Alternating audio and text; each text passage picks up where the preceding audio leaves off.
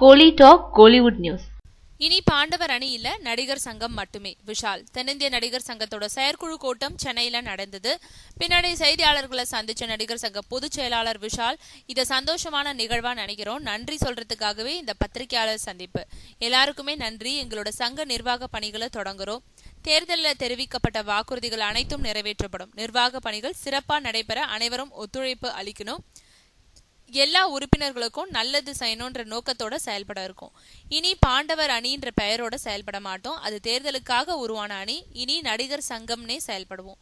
பாண்டவர் அணின்ற பெயரை சிலர் தவறா பயன்படுத்துறதா புகார் வந்திருக்கு. எந்த சங்கத்துக்கும் நாங்க ஆதரவோ எதிர்ப்போ இல்ல. இனி SPI சினிமாஸ் உடனான பேச்சுவார்த்தை, சங்க கட்டிடம் ஆகிய பிரச்சனைகளை முதல் பணியா எடுத்து செயல்பட இருக்கும்.